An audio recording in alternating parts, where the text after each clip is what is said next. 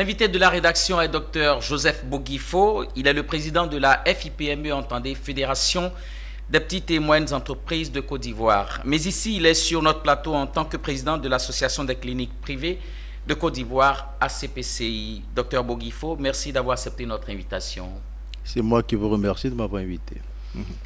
Les relations entre l'ASACI, Association des sociétés d'assurance de Côte d'Ivoire, et les cliniques privées étaient en dents de scie il n'y a pas longtemps.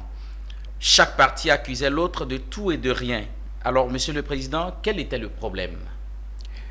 Il faut dire simplement que le secteur privé de la santé aujourd'hui couvre à peu près 40% de l'offre de soins. C'est un secteur qui fait de nombreux investissements pour pouvoir permettre à la population d'avoir accès à des soins de qualité. Et vous savez que si on a dit que la santé n'a pas de prix, mais la santé a un coût. Et le secteur privé a fait un effort énorme, ce qu'il faut souligner. Nous avons décidé, de façon libre, de favoriser l'accès aux soins dans nos structures de santé par ce qu'on appelle un tiers payant, c'est-à-dire un tiers qui va payer les soins du malade. Donc le malade peut venir se faire soigner sans avoir à déverser de l'argent dès le départ. Le problème qui se pose, c'est que ces dispositions-là que nous avons eu à prendre, qui sont très importantes, n'ont pas été faites avec des études préalables, n'ont pas été encadrées de tests. Donc dans l'exécution, nous avons vu qu'il y avait de nombreux problèmes qui se posaient. Nombreux problèmes parce que au fur et à mesure que nous avancions dans ce processus, nous avons constaté que les structures qui étaient censées payer les soins ont commencé à se multiplier. Je parle des assureurs, des courtiers d'assurance et des mutuelles de santé. Nous avons vu apparaître dans tous les secteurs des mutuelles de santé. D'accord, voilà. Et chaque structure qui arrive vient avec ses règles, ses lois, ses exigences qui tentent d'imposer au secteur privé de la santé. Premier problème que nous avons rencontré. Deuxième problème que nous avons rencontré, c'est dans les coûts des actes. Lorsque vous facturez, pour vous faire payer, c'est la croix et la bannière. Il est évident, vous conviendrez avec moi, que si vous venez me voir en consultation en janvier et que ce n'est qu'au mois de mars ou avril qu'on me paie vos actes, comment j'assume moi régulièrement toutes les charges mensuelles? Il y a cela. Et il y a aussi un autre problème, c'est que même pour payer les actes, il y a ce qu'on appelle des rejets. Il y a ce qu'on appelle enfin, il y a toute une série d'éléments qui se mettent en place pour que votre facture soit payé, mais au moins le coût possible. Il y a un environnement qui a commencé à se dégrader et le problème est devenu sérieux. Pourquoi? Parce que les structures de santé ont décidé d'arrêter le tiers payant. Et pour nous, arrêter le tiers payant, c'est un drame pour notre pays.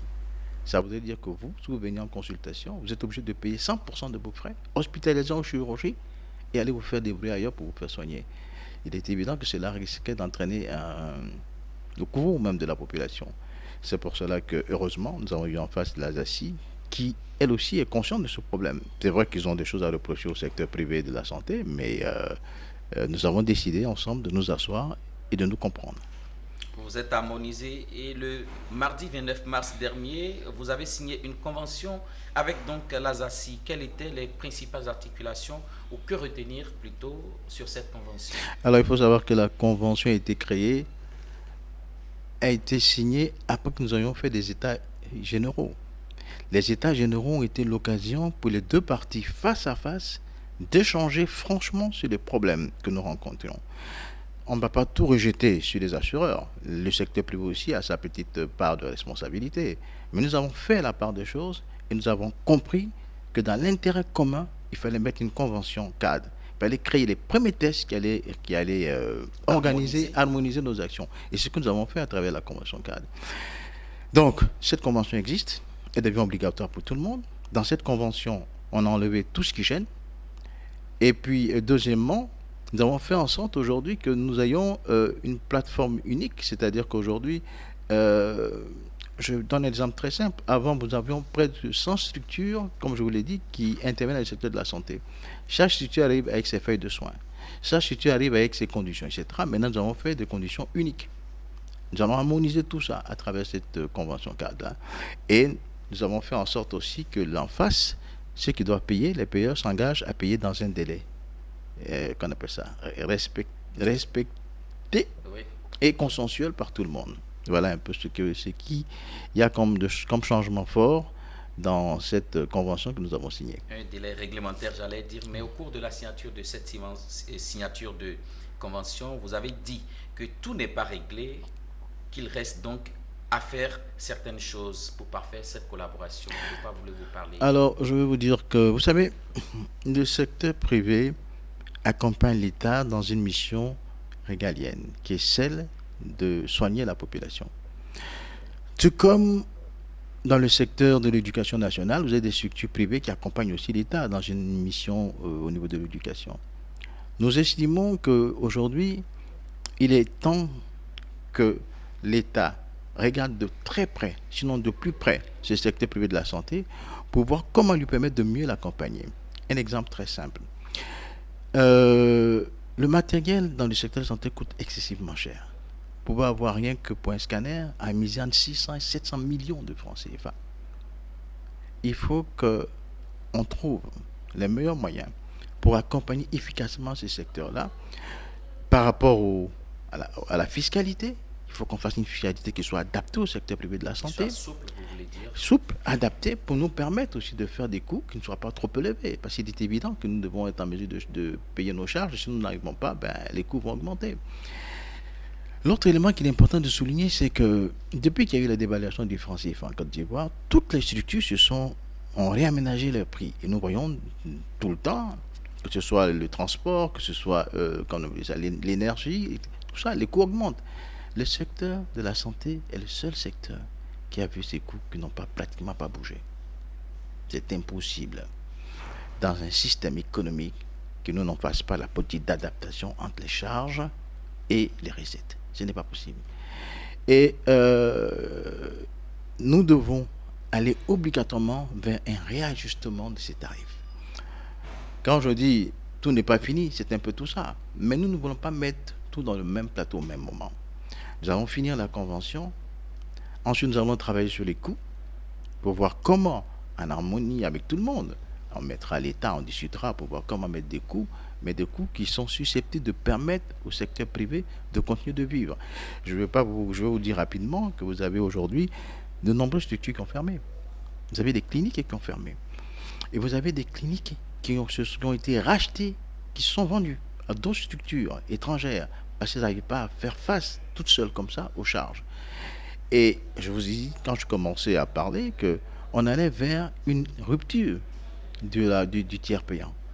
Parce que les structures ont estimé que moi, je ne veux rien savoir, celui qui vient chez moi, il paye à 100%, il va se débrouiller pour se faire rembourser. Vous voyez? Voilà.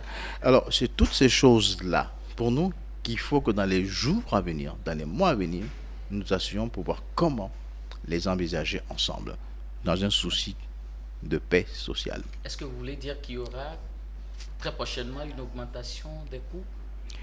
Mais je pense que c'est un passage obligé. Parce qu'il est évident que vous qui êtes en face de moi, vous n'accepterez pas que pendant 20 ans, votre entreprise vous paye le même salaire. Ça m'étonnerait fort que vous acceptiez cela, quand vous savez qu'en face de tout augmenter, vos loyers vont augmenter, etc. Mais c'est ce qu'on impose au secteur privé. Donc, pour nous, il ne s'agit pas d'augmentation en tant que telle, c'est-à-dire il s'agit d'harmoniser les choses, de les actualiser en fonction des réalités économiques de notre pays, pour permettre à ce secteur de vivre. Voilà.